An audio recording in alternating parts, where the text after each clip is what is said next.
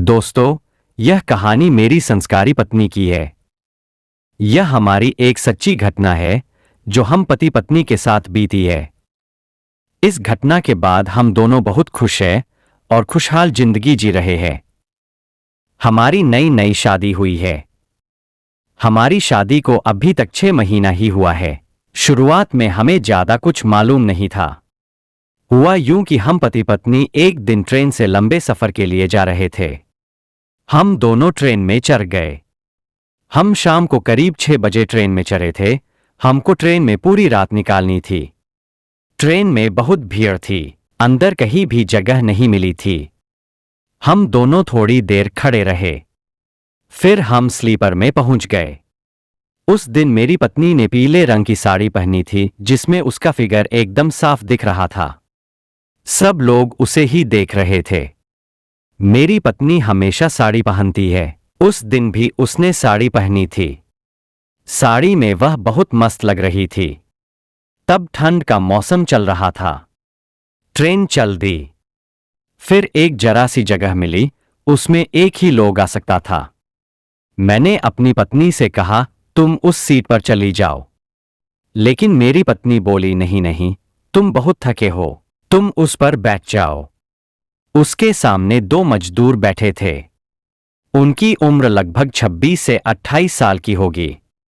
मैंने उनसे कहा, आप मेरी पत्नी को आपकी बर्थ में थोड़ी जगह दे दो।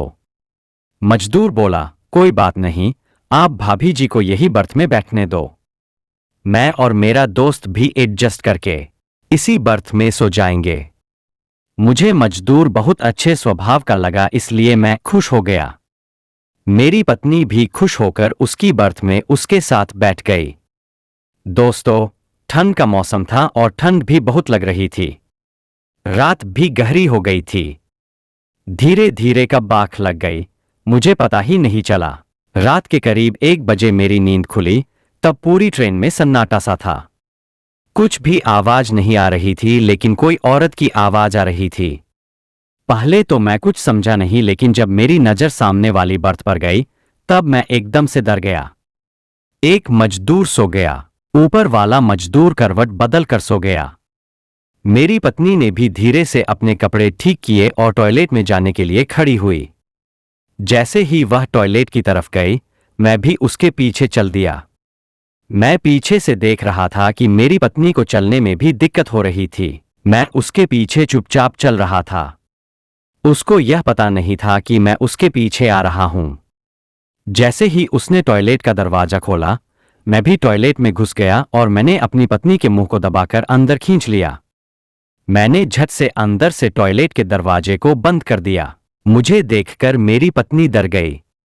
मैंने अपनी बीवी को पकड़ लिया। वह बहुत घबरा गई और उसकी आंखों में आंसू आने लगे थे। मुझे देखकर मेरी पत्नी को अंदाजा तो हो गया था कि मुझको सब पता चल गया है। मेरी पत्नी मुझसे चिपक गई और रोने लगी, प्लीज मुझे माफ कर दो, मेरे से बहुत बड़ी गलती हो गई।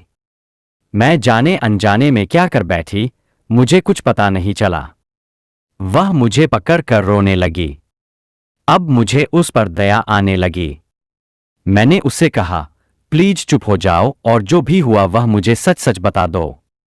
मैं तुमसे कुछ नहीं कहूंगा। वह रो रही थी। कुछ समय बाद हम दोनों बाहर निकले। बाहर जाकर देखा तो दोनों मजदूर गायब थे। शायद वे दोनों डर के मारे ट्रेन में से कहीं उतर गए होंगे, क्योंकि एक स्टेशन पर ट्रेन रुकी थी। रात को हम दोनों ही उनकी बर्थ में सो गए। मैंने अपनी पत्नी से फिर से पूछा कि सच सच बता, यह सब कैसे हुआ। मेरी पत्नी मेरे सामने मुस्कुराकर बोली, आप जो काम नहीं कर पाए वो उन दोनों मर्दों ने चुटकी बजाते ही कर दिया। उसकी यह बात सुनकर मैं चुप सा रह गया। वह मेरे गाल को सहलाकर बोली, क्यों, क्या हुआ, आज आप खुश नहीं हो क्या। मैं उसकी बात सुनकर हंस दिया। वह भी खुश होकर मुझसे चिपक गई। मैंने पूछा, वह राज कब बताओगी कि यह सब कैसे हुआ था।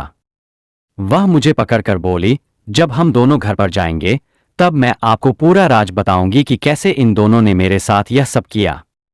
इसके आगे की कहानी आपको अगले भाग में मिलेगी। दोस्तों, आपको मेरी ये आज की स्टोरी कैसी लगी?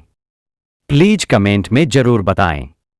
मिलते हैं नेक्स्ट स्टोरी के साथ।